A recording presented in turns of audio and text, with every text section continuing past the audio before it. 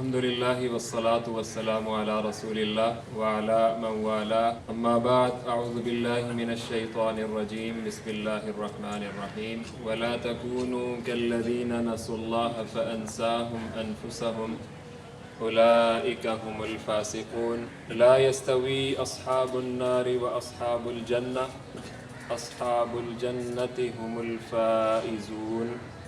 صدق اللہ العظیم۔ یہ کائنات اور اس کائنات میں چلنے والے پورے نظام سے متعلق انسانوں کے ذہنوں کے اندر چار مختلف نظریات پائے جاتے ہیں۔ ایک نظریہ یہ ہے کہ یہ کائنات خود بخود وجود میں آ گئی ہے۔ دوسرا نظریہ یہ ہے کہ یہ خود بخود تو وجود میں نہیں آئی، لیکن اسے قائم کرنے والا کوئی ایک فرد نہیں ہے، کوئی ایک ذات نہیں ہے، بلکہ مختلف ذاتوں نے مل کے اس کو وجود بخشا ہے۔ تیسرا نظریہ یہ ہے کہ اس سے سروکاری کیا ہے کہ کسی نے بنائی ہے یا خود بخود بن گئی ہے، یہ ہے بڑی عذاب کی جگہ، لہٰذا اس سے لا تعلق رہنا چاہیے، الگ تھلگ ہو جانا چاہیے۔ اگر بنیادی عقل کے اصولوں پر ان تمام تینوں نظریات کو جانچا اور پرکھا جائے تو بات بڑی آسانی سے سمجھ میں آ جاتی ہے کہ جو لوگ یہ کہتے ہیں کہ یہ دنیا خود بخود وجود میں آ گئی ہے، ان سے اگر یہ پوچھا جائے کہ مثال کے طور پر آپ کا کپڑا پھٹ جائے، آپ کو اسے سینے کی ضرورت ہو، تو اس سینے کے لیے آپ کو ایک سوئی چاہیے ہے، ایک دھاگا چاہیے۔ کیا کبھی آج تک ایسا ہوا ہے کہ وہ سوئی اور دھاگا خود بخود پیدا ہو گیا ہو اور اس نے یہ کہا ہو کہ تمہیں اس کی ضرورت ہے لہٰذا اس ضرورت کو پورا کر لو؟ آج تک کبھی ہم میں سے تو کسی صاحب شعور نے ایسا نہیں پایا ہے۔ تو یہ کیسے ممکن ہے کہ اتنا بڑا نظام کائنات یہ خود بخود وجود میں آ گیا ہو؟ پھر یہ جو دوسرا نظریہ میں نے آپ کے سامنے پیش کیا کہ جس میں یہ کہا جاتا ہے کہ ٹھیک ہے، مان لیا کہ اس پورے نظام کائنات کو کسی نے بنایا ہے، لیکن یہ ہے اتنا بڑا نظام کہ اس کو بنانے والا کوئی ایک نہیں ہو سکتا، اس کو بہت سے لوگوں نے مل کے بنایا ہوگا۔ تو اس کا جواب بھی دینے والوں نے دیا ہے کہ کیا کبھی ایسا آپ نے دیکھا ہے کہ کسی نظام حکومت کے اندر، نظام سلطنت کے اندر ایک سے زیادہ حکمران ہوں اور وہ نظام حکومت بہت اچھے طریقے سے چل رہا ہو؟ آج تک ہم نے تو ایسا نہیں پایا ہے۔ مثال کے طور پر اس نظام کائنات کے اگر ایک سے زیادہ خدا ہوتے، اس کو بنانے والے ہوتے، ایک کی خواہش ہوتی کہ اس وقت دھوپ ہونی چاہیے، دوسرے کی خواہش ہوتی اس وقت بارش ہونی چاہیے، خواہشات تو ہر ایک کی مختلف ہوتی ہیں، تو کیا یہ نظام اس طرح سے چل سکتا تھا جس طرح سے یہ اب چل رہا ہے؟ ہم نے تو آج تک ایسا نہیں دیکھا ہے کہ اس نظام کائنات کے اندر کبھی کچھ چھوٹا سا بھی جھول پیدا ہوا ہو۔ آج سورج کو جس اینگل پر طلوع ہونا تھا اور جس وقت میں اس سرزمین کے اوپر اپنا جلوہ دکھانا تھا، اسی وقت یہ سب کچھ ہوا ہے، کبھی آگے پیچھا نہیں ہوا۔ تو اس سے معلوم ہوتا ہے کہ لو کان فیہما آلہۃ الا اللہ لفسدتا۔ قرآن اس کا جواب دیتا ہے کہ اگر اللہ کے علاوہ کوئی الہ ہوتا تو یہ نظام فساد سے بھر جاتا۔ اگر یہ نظام اپنی اصل کیفیت کے اندر قائم اور دائم ہے تو یہ اس بات کا کافی اور شافی جواب ہے کہ اس کو بنانے والے کئی نہیں ہیں، اس کو چلانے والے کئی نہیں ہیں، بلکہ وہ ایک ہی ذات ہے۔ پھر یہ جو تیسری بات ہے کہ ہمیں اس سے سروکاری کیا کہ ایک نے بنایا ہے یا زیادہ نے بنایا ہے۔ یہاں ہم دیکھتے ہیں کہ جانور باہر پڑے رہتے ہیں، ان کو نہ دھوپ ستاتی ہے، نہ سردی میں ان کو بخار آتا ہے، لیکن یہ اس انسان کے اوپر مختلف حالات اور اثرات آتے ہیں اور ان کا یہ اثر قبول کرتا ہے، لہٰذا یہ انسان اس دنیا کا باسی نہیں ہے، یہ یہاں ایک عذاب کی کیفیت میں مبتلا ہے۔ اس کو اس سارے نظام سے الگ تھلگ ہو جانا چاہیے۔ اب اس نظریے کے اندر بھی بڑی جان محسوس ہوتی ہے کہ بات تو ٹھیک ہے، دنیا میں انسان کا بچہ آتا ہے وہ سب سے کمزور ہوتا ہے، اس کو سب سے زیادہ نگہداشت کی ضرورت ہوتی ہے، باقی سب جانداروں کے بچے آپ دیکھتے ہیں خود بخود پل جاتے ہیں، بڑھ جاتے ہیں، موسمی اثرات بھی ان پر اتنے اثر نہیں کرتے اور حالات کی شدت بھی انہیں اتنا نہیں ستاتی، لیکن یہ انسان عجیب مخلوق ہے، سردی لگتی ہے تو گرم کپڑے پہننا پڑتے ہیں، گرمی آتی ہے تو سب کچھ اتارنے پر آ جاتا ہے۔ تو محسوس تو یہ ہوتا ہے کہ یہ کسی اور جہاں کا باسی ہے، یہ یہاں مسفٹ ہے، لیکن آپ ذرا تصور کیجئے کہ اگر سارے انسان کونوں خدروں میں گھس جائیں، اس سارے نظام سے الگ تھلگ ہو کے غاروں کے اندر رہنا شروع کر دیں، تو کیا میں اور آپ زندگی گزار سکیں گے؟ کیا یہ سارا نظام کائنات چل سکے گا؟ یہاں تو ہمیں ہر ایک کو ایک دوسرے کی ضرورت ہے، بیمار ہوتے ہیں تو دوا کی ضرورت ہے، معالج کی ضرورت ہے، حتیٰ کہ ہم میں سے کچھ لوگوں کی یہ صلاحیت ہوتی ہے کہ وہ اپنے اس کام کے اندر ماہر ہو جاتے ہیں، پھر ہم اپنی جوتی ٹوٹ جائے تو انہی کے پاس لے جاتے ہیں کہ آپ اس کام کے ماہر ہیں، یہ اس جوتی کو گانٹھ دیجیے۔ علی حاصل قیاس کہ یہ سارا نظام کائنات چل نہیں سکتا اگر انسان الگ تھلگ ہو کے رہنا شروع کر دیں۔ اس لیے ضروری ہے کہ ایک سوشلائزیشن ہونی چاہیے. اور یہ جو بات ہے کہ یہ دنیا کسی اور کے لیے ہے اور یہ انسان کہیں اور کا باسی ہے، تو جب اس کو یہاں بھیج دیا گیا ہے، اس کا یہاں مستقر موجود ہے، اسے یہاں رہنا ہے، تو پھر اسے سوشلائزیشن کے اندر ہی رہنا ہے. اسے یہ ترک دنیا نہیں کرنی ہے، اس سے الگ تھلگ ہو کر کے نہیں رہنا ہے. اس لیے کہ ہر انسان کو دوسرے انسان کی ضرورت ہے، اور انسانوں کی یہ باہمی ضرورت ہی انہیں زندگی گزارنے کے قابل بناتی ہے. تو اس اعتبار سے یہ تینوں نظریات اپنی عقل و شعور کی تھوڑی سی کسوٹی پر بھی پرکھنے کے بعد اپنی حیثیت اور حقیقت کو واضح کر دیتے ہیں کہ یہ سب غلط باتیں ہیں. اور پھر اس کے بعد وہ حقیقت ہمارے سامنے روشناس ہوتی ہے، معلوم ہوتی ہے کہ اس سارے نظام کائنات کو بنانے والی ایک ذات ہے. یہ خود بخود نہیں بنا ہے، اور وہ ذات اتنی عظیم الشان ہے اور اس کی صلاحیتیں اتنی بے پایہ ہیں کہ وہ اپنی ذات میں آپ ہے. اللہ الصمد، وہ بے نیاز ذات ہے، سارا اختیار اس کے پاس ہے، کسی اختیار اور اس کی جو حیثیت ہے اس کی کمی موجود نہیں ہے، بلکہ مختلف رنگوں کے اندر، مختلف حیثیتوں کے اندر وہ موجود ہے. تو یہ جو ہمیں نہ نظر آنے والا رب ہے، جس پر ہمارا غیب کا ایمان ہے، اس کی ذات اور اس کی صفات اتنی ہیں کہ ان کی جھلک ہمیں اپنے قرب و جوال میں نظر آتی ہیں. سنریہم آیاتنا فی الآفاق وفی انفسہم حتی یتبین لہم انہ الحق. اگر حق کی تڑپ ہو دل کے اندر، حق کو پہچاننے کی اور جاننے کی خواہش دل کے اندر موجود ہو، تو قدم قدم کے اوپر اس کی نشانیاں موجود ہیں. یہ درخت جو ہیں، یہ کس نے پیدا کیے ہیں؟ کون سال کے اندر ان کو بالکل بے پر کر دیتا ہے، کوئی ان کے اوپر پتا نہیں رہتا، اور پھر ایک دم سے ان کے اوپر ہریالی آ جاتی ہے. یہ جو خوشحالی کا ایک پورا چکر ایک سال کے اندر یہ بتاتے ہیں، یہ حق کس کا تعارف ہمیں کروا رہے ہوتے ہیں؟ یہ پرندے جو چہک رہے ہیں، ان کی اس چہک کے اندر، اس آواز کے اندر اثر کس نے بھر دیا ہے؟ یہ رنگ برنگے پھول اور ان پھولوں کے اوپر اڑنے والی تتلیاں اور یہ سارا نظام، یہ کیا خود بخود آ گیا ہے؟ یہ ہم سب کے لیے، اور خاص طور پر عقل و شعور رکھنے والے انسانوں کے لیے، یہ اللہ تعالیٰ کی نشانیاں ہیں، اور یہ نشانیاں باہر بھی ہیں اور اندر بھی ہیں. سنریہم آیاتنا فی الآفاق، یہ جو آفاق کے اندر پھیلی ہوئی نشانیاں ہیں، یہ بھی اللہ تعالیٰ نے ہمارے سامنے پیش کر دی ہیں کہ یہ سورج اور چاند کو دیکھو، یہ ہوا اور پانی کو دیکھو، یہ پہاڑوں کو اور دریاؤں کو دیکھو، یہ دور تک پھیلے ہوئے نیلے آسمان کو دیکھو. یہ سب کی سب نشانیاں ہیں، اور تمہارے وجود کے اندر بھی بہت سی نشانیاں ہیں. تم اپنے وجود ہی کو پالو. من عرف نفسہ فقد عرف ربہ، اپنے آپ ہی کو پہچان لو. تم تو کچھ بھی نہیں تھے. آج جس کی عمر 60 سال ہے، آج جس کی عمر 33 سال ہے، کیا 60 سال پہلے اس کا کوئی وجود تھا؟ اس کا کوئی نام تھا؟ اس کا کوئی نشان تھا؟ کچھ بھی تو نہیں تھا. هل اتى حين من الدهر لم يكن شيئا مذكورا، وہ تو کوئی شے ہی نہیں تھا. اور عدم سے جس نے وجود میں بخشا ہے، وجود بخشا ہے، اور وجود بھی ایسا بخشا ہے کہ اس کی ابتدا آپ دیکھ لیجئے. ہم میں سے سب جانتے ہیں کہ ہر انسان کی ابتدا کیسے ہوتی ہے. کیا وہ کوئی قابل ذکر چیز ہے جس سے انسان کی ابتدا ہوتی ہے؟ وہ پانی کی ایک بوند ہے، اس کے اندر تو کوئی زندگی نہیں، لیکن اس سے اللہ تعالیٰ ایک جیتا جاگتا انسان پیدا کرتا ہے، اور ایک ایسا انسان کہ جو سن بھی سکتا ہے، جو دیکھ بھی سکتا ہے، جو بول بھی سکتا ہے، جو سوچ بھی سکتا ہے.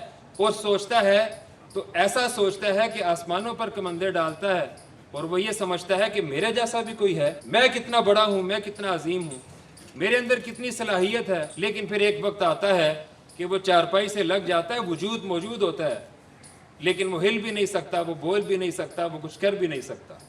یہ سارے کا سارا نظام یہ ہمارے سامنے موجود ہے. اور پھر وہی انسان ہوتا ہے، آنکھیں بند ہوئیں، سانسیں بے ترتیب ہوئیں، اس کا وجود تو موجود ہے لیکن وہ خود کہیں اور ہے. وہ پھر نہیں بتا سکتا کہ میرے اوپر کیا بیت رہی ہے، اس کو نہیں معلوم کہ وہ کہاں ہے. وہ خود اپنے کپڑے بھی نہیں اتار سکتا، اس کو غسل دیا جاتا ہے. اور خوش نصیب ہے کہ اگر حالت ایمان میں گیا ہے تو اسے اعزاز و اکرام کے ساتھ رخصت کیا جاتا ہے. یہ ہم میں سے سب کے سامنے یہ سب کچھ ہوتا ہے. تو کیا یہ ایسے ہی ہے؟ یہ کوئی کہانی ہے؟ یہ کوئی قصہ ہے؟ نہیں.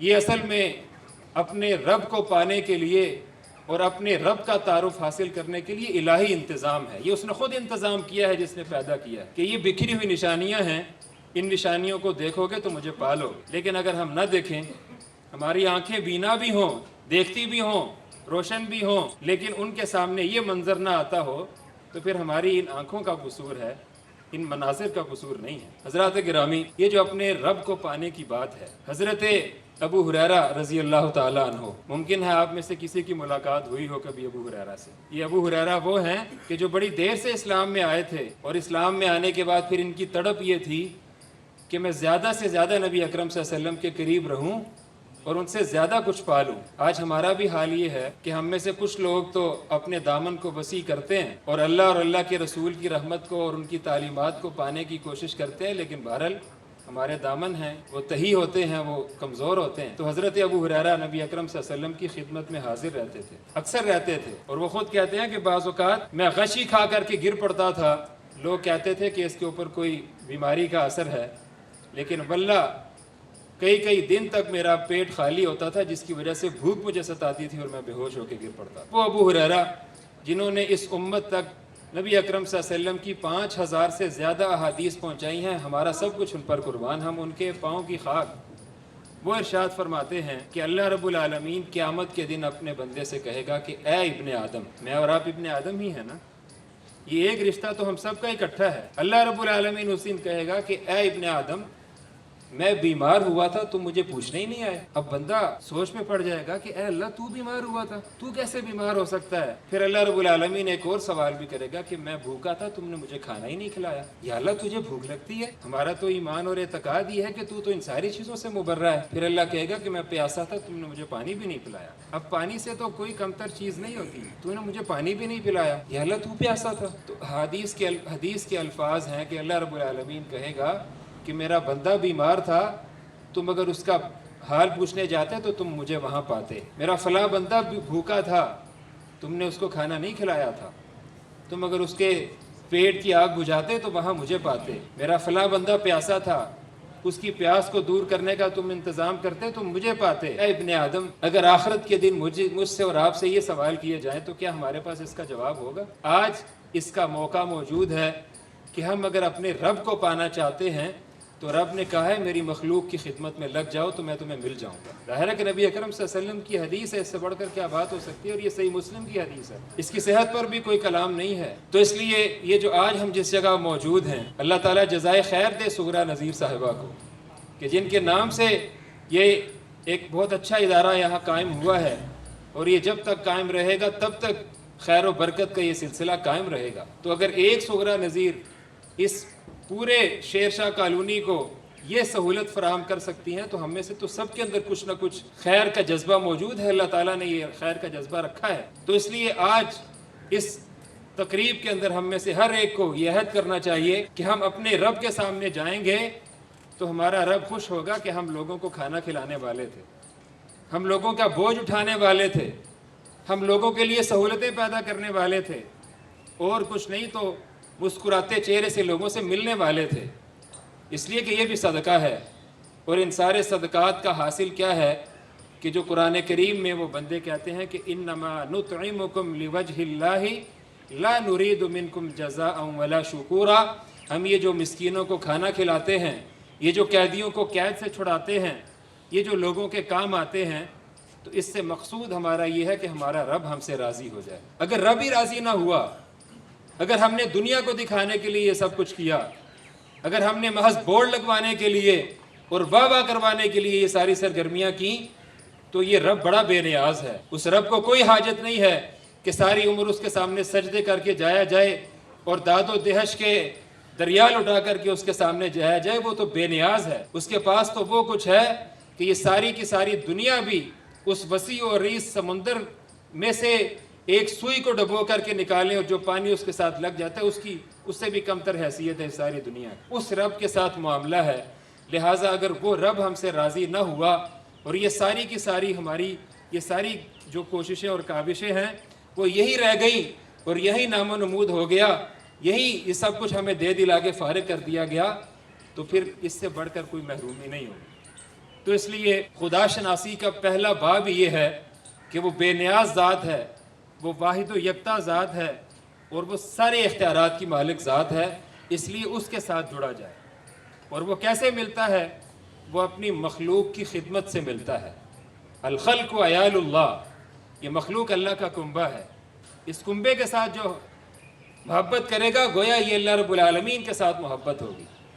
اور اس کنبے کے ساتھ اگر کوئی نفرت کرے گا، اس کو حقارت کی نظر سے دیکھے گا، اس کے اندر تقسیم پیدا کرے گا، اس کو مختلف حوالوں سے مختلف اعتبار سے نیچا دکھانے کی کوشش کرے گا، تو اللہ رب العالمین اس کے بارے میں بہت زیادہ غضبناک ہوتا ہے. حضرات محترم، حضرت انس بن مالک رضی اللہ تعالیٰ عنہ ایک دوسرے صحابی رسول، وہ ارشاد فرماتے ہیں کہ ایک آدمی، نبی اکرم صلی اللہ علیہ وسلم نے یہ ارشاد فرمایا کہ ایک آدمی سفر کر رہا تھا، اور سفر بھی اس زمانے کا کہ جب بہت سی سہولیات نہیں ہوتی تھیں. اب تو ہم بڑی آرام دہ گاڑیوں میں بیٹھتے ہیں اور میلوں کا سفر کر لیتے ہیں. وہ جو کبھی دنوں میں ہوتا تھا وہ گھنٹوں میں ہو جاتا ہے. اور یہ تو گاڑیاں ہیں، اس سے بھی کہیں بڑھ کر انسان نے بنا لی ہیں اپنی سہولیات اور آمد و رفت کے ذرائع. اس وقت تو اونٹوں پر سفر ہوتا تھا اور کئی دن اس سفر میں لگ جاتے تھے. نبی اکرم صلی اللہ علیہ وسلم ارشاد فرماتے ہیں کہ ایک شخص لمبا سفر کر رہا ہو، اس کے اونٹ کے اوپر اس کا سارا ساز و سامان ہو، وہ اپنے اس ساز و سامان سمیت اونٹ کو ایک جگہ باندھے اور کچھ دیر کے لیے لیٹ جائے سستانے کے لیے، اور وہ اس کو آنکھ لگ جائے، اور اسی دوران میں اس کا اونٹ جو ہے وہ اپنی رسی توڑوائے اور بھاگ جائے اور کسی طرف نکل جائے، اس کی آنکھ کھلے اور وہ اپنے اس اونٹ کو وہاں نہ پائے جس کے اوپر اس کی ساری زندگی کا گویا سامان تھا، اس کے سارے سفر کا اسباب تھا، تو اس کی کیا کیفیت ہو. اور حدیث کے الفاظ اور اس کی تفصیلات تو یہ ہیں کہ پھر وہ انسان اس ریت کو، اس صحرا میں اس ریت کو اکٹھا کرے اور اپنے گرد اس کو جمع کر لے اور کہے کہ اب تو میرا آخری وقت یہیں آئے گا اور یہیں مجھے اس دنیا سے چلے جانا ہے. اسی عالم میں اس کا اونٹ کہیں سے آ جائے اور سامان بھی اس کے اوپر موجود ہو تو اس کی دل کی کیا کیفیت ہوگی، کتنی خوشی اس کو میسر آئے گی، کیا اس کے دل کی کیفیت ہوگی. تو نبی اکرم صلی اللہ علیہ وسلم نے کہا کہ اللہ رب العالمین اپنے راستے سے بھٹکے ہوئے بندے کی توبہ کرنے پر اس سے بھی زیادہ خوش ہوتا ہے. آپ ذرا تصور کیجئے نا، میری کیا حیثیت ہے میرے رب کے مقابلے میں کیا ہوں، اور میں ہوں بھی وہ کہ جو غلطیوں پر غلطیاں کروں، گناہ پر گناہ کروں، لیکن اس احساس کے ساتھ اپنے رب کی طرف رجوع کروں کہ یا اللہ تیرا بندہ ہوں، بھٹک گیا تھا، راستہ گم کر بیٹھا تھا، کہیں دور نکل گیا تھا، لیکن پھر اس احساس نے ستایا کہ تیرے سے بھاگ کر جاؤں گا تو کہاں جاؤں گا، کوئی اور در ہے جہاں جا سکوں گا، کسی اور جگہ جا کے مجھے کوئی راحت مل سکے گی. یا اللہ بھول گیا تھا، اب وہ بھول دور کر کے دوبارہ آ گیا ہوں، تیرے پاس آ گیا ہوں، تو میری توبہ کو قبول فرما لے. نبی اکرم صلی اللہ علیہ وسلم ارشاد فرماتے ہیں کہ اللہ رب العالمین کو 2 قطرے بہت محبوب ہیں. ایک وہ قطرہ ہے کہ جو شہید اپنے خون، اپنی شہادت کے نتیجے میں اپنے خون کو بہا کر کے پیش کرتا ہے اپنے رب کے سامنے، وہ اللہ رب العالمین کو بڑا محبوب ہے. اس نے تو اپنی جان لٹا دی، اپنی جان لٹانے کے بعد وہ خون کا اس کا قطرہ نکلا. لیکن ایک دوسرا قطرہ بھی اللہ کو بڑا محبوب ہے، اور وہ قطرہ اس گناہگار کا ہے کہ جو تنہائی کے عالم میں بیٹھے، ففاضت عیناہ، اس کی آنکھوں کے اندر نمی آ جائے، وہ اپنے گناہوں پر نظر دوڑائے تو اسے اللہ رب العالمین کا خوف ستائے کہ میں کیا ہو گیا ہوں، اس سے کیا ہو گیا ہے. تو اس لیے حضرات محترم، خدا شناسی یہ ہے کہ ہم اپنے رب کی طرف پلٹیں. اس نے اگر ہمیں یہ شعور دیا ہے کہ تمہارا خالق اور مالک کوئی ہے، اور پیدا کرنے کے بعد اس نے تمہیں چھوڑ نہیں دیا ہے، وہ قدم قدم پر تمہارے رزق کا انتظام کرتا ہے، وہ تمہارے لیے سارے اسباب زندگی فراہم کرتا ہے، لہٰذا تم اس سے دور نہ ہوا کرو، تم اس کا راستہ گم نہ کیا کرو، تم بار بار اس کی طرف پلٹا کرو، بار بار اس کو یاد کیا کرو. فاذکرونی اذکرکم واشکروا لی ولا تکفرون. وہ تو یہ کہتا ہے کہ تم مجھے یاد کرو گے تو میں تمہیں یاد کروں گا. تم اگر مجھے یاد کرو گے مجلس کے اندر تو میں اس سے بہتر مجلس میں تمہیں یاد کروں گا. تم اگر مجھے اپنے دل میں یاد کرو گے تو میں بھی تمہیں انفرادی طور پر یاد کروں گا.